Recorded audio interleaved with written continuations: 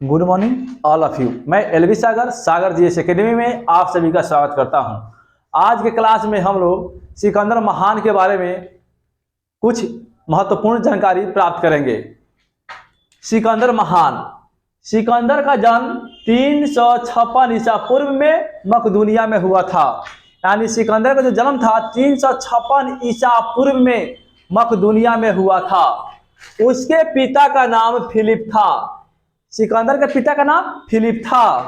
4वीं शताब्दी ईसा पूर्व में यूनानियों और ईरानियों के बीच विश्व पर अधिकार करने को लेकर संघर्ष हुआ, जिसमें यूनानियों ने सिकंदर के नेतृत्व में ईरानी राज्यों को, जो ईरानी राज्य था उसको तहस नहस कर दिया।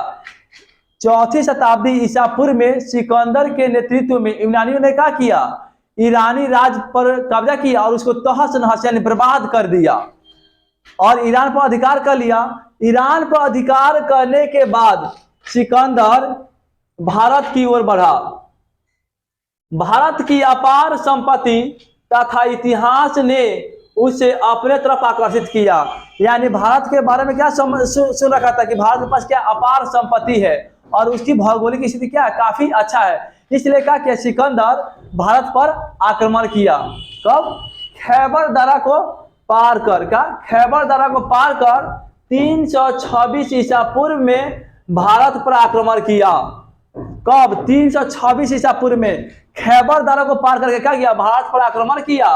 तक्षशिला, उस समय क्या था, तक्षशिला का जो राजा था आंभी, क्या तक्षशिला का जो राजा था आंभी आत्मसमर्पण कर दिया। जब सिकंदर का आक्रमण भारत में हुआ तो तक्षशिला के जो राजा थे ना आंभी आत्मसमर्पण कर दिए। राजा पोरस सिकंदर का सशक्त प्रतिरोध बितस्ता नदी, किस नदी किया रहे थे, बितस्ता नदी के तट पर किया, जिसमें पोरस की हार हुई। जब सिकंदर आगे बढ़ा तो क्या हुआ, झेलम नदी, जिसको बितस्ता नदी भी बोला जाता है, उसी के तट पर राजा जो पोरस था गया और सिकंदर का क्या किया, विरोध किया और सिकंदर को आगे बढ़ने से रोका। लेकिन क्या हुआ, उसमें पोरस की हार हो गई। तो क्या किया सिकंदर, पोरस की क्या किया, पोरस के सशक्त विरोध से क्या किया, वो खुश हुआ और इसके राज को क्या किया, वापस लौटा दिया और इसको अपना सहयोगी बना लिया और आगे की तरफ बढ़ा। दोनों के बीच क्या हुआ, काफी युद्ध हुआ, जिसमें पोरस सिकंदर का सहयोगी बन गया। सिकंदर अब आगे बढ़ा, लेकिन उसकी सेना ब्यास नदी पार करने से मना कर दिया। यानी जो उसकी सेना थी क्या की, ब्यास जो नदी था उसको पार करने से क्या किया, इनकार कर दिया। सेना जो था ब्यास नदी को पार करने से इनकार कर दिया और वहीं से सिकंदर को क्या हुआ, सिकंदर को वहीं से वापस लौटना पड़ा। कहा जाता है कि उसी समय क्या था, पूर्व में धानानंद, जो नंद वंश का अंतिम शासक धानानंद था, इसके पास क्या था, विशाल सेना थी, क्या विशाल सेना थी, जिसके डर से सिकंदर का हुआ, सिकंदर की सेना वापस चली गई। कब? 325 ईसा पूर्व में वापस लौट गई। 323 ईसा पूर्व में बेबीलोन में उसकी मृत्यु हो गया। ये बेबीलोन क्या जगह का नाम है, बेबी को बेस्ट पसंद है वो नहीं, बेबीलोन जगह का नाम है, क्या है, जगह का नाम है बेबीलोन। तो वहीं पर जब 323 ईसा पूर्व में गया तो सिकंदर का हुआ, मृत्यु हो गया। उसके सेनापति सेल्यूकस निकेटर था।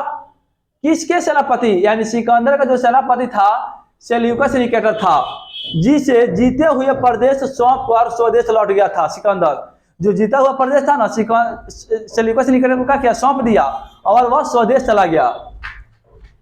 उसके एक और सेनापति था जो जल सेनापति था, उसका नाम निर्याकस था। सिकंदर का जो जल सेनापति था उसका नाम निर्याकस था और सिकंदर का गुरु अरस्तु था। कौन था? अरस्तु। सिकंदर का गुरु अरस्तु था। यानी अरस्तु के शिष्य कौन हुए, सिकंदर महान।